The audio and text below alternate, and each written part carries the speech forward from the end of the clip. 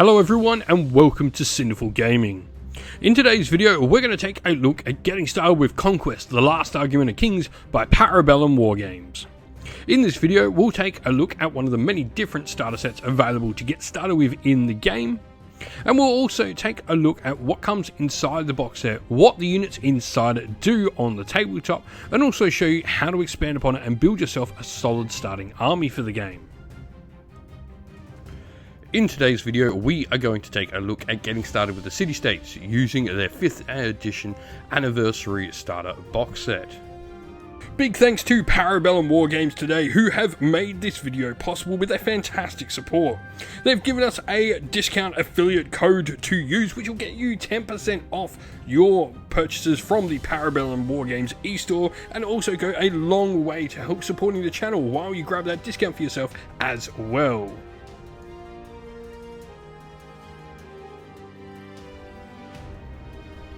Leading the box set is a Polemarch. This solid character has 6 attacks with Flurry for some decent offensive output, but also has a defense of 3 with a shield rule for solid defense as well. The Close the Gap special rule will allow this model and the unit it joins to reroll charges. Battlefield Tactics as well will allow it to protect its unit from shooting and control enemy objective zones with certainty. The Army of Lions Supremacy ability will give the unit the model joins +1 clash and the Tenacious special rule for some extra added defense. Next, we have 24 models that can be built in 2 different ways. The first thing they can be built as are Thorakeets. This unit is a light infantry unit with fluid formation, which will allow the unit to make a free reform action during its activation.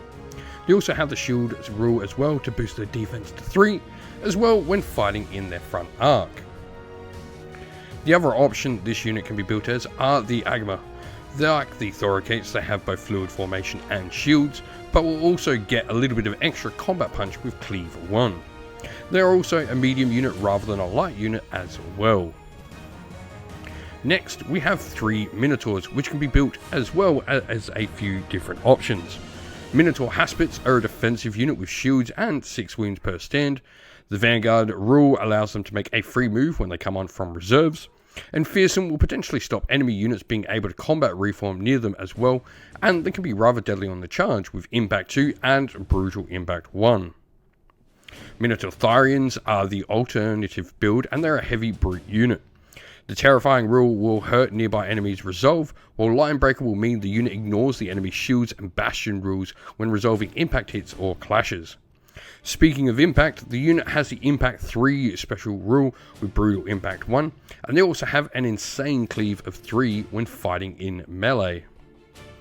Lastly, we have our 3rd dual kit, and the first of these build options is the Hephaestion. It should be noted as well that with the initial box set, the Polemarch we have in there only has the ability to take a Hephaestion in their warband. This powerful monster has Cleave 3 with 10 attacks, Impact 5 on the charge, and Hardened 1 for some extra defense. This model is a priest, but does require you to have 4 successes in order to cast spells instead of the normal 2, but does gain additional dice for its spellcasting actions if it lands more hits in melee. Its spells can either deal direct damage or give this model the Aura of Death 7 special rule to deal damage when enemy units activate nearby it.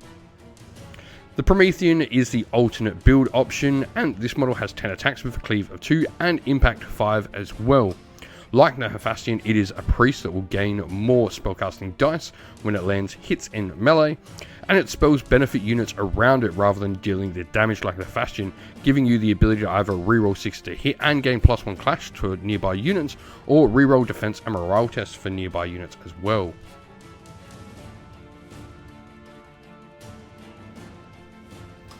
Looking at where to go next, the second character that opens up our options and allows us to take more units as we expand more is a great place to start.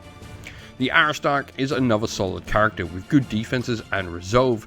Meanwhile, it can give units the Untouchable or Bravery rules to either reroll defense rolls of 6 or ignore the Fearsome and Terrifying rules. Its Infantry Tactics Supremacy ability can potentially give you some bonus movement to your units as well. Lolochargos is an officer model available to a variety of different infantry units in the army. Firstly, this model allows its regiment to use the resolve of a friendly character within 18 inch of it, but the big ability is when the unit activates either battlefield orders or battlefield tactics within 18 inch of the command stand that Arcargus is attached to, the unit this model is in will gain the ability of those battlefield orders or battlefield tactics as well.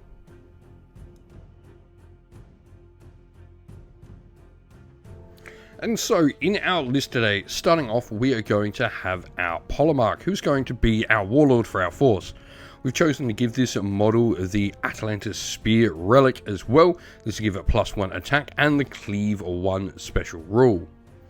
Next, we have a unit of Agama, and they're going to have 3 stands in their unit. And then a Hephaestion as well is going to be the restricted choice for the warband of the Polemarch. We then have our Aristarch in the force as well, and we've chosen to give this model a bestowed relic as well, called the Standard of Last Oration.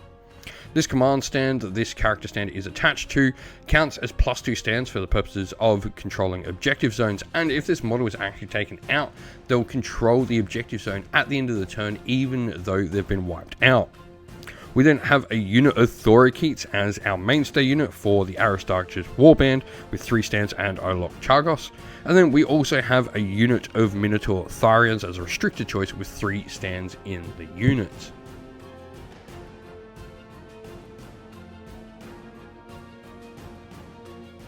We hope that this video was helpful in getting you started with Conquest: The Last Argument of Kings, and that it was able to give you some ideas and inspiration to start your own force in the game. If you have any other questions at all, please comment down below. And while you're there, don't forget to drop a like, subscribe, and join our Discord server to check out all our future Conquest: The Last Argument of Kings content.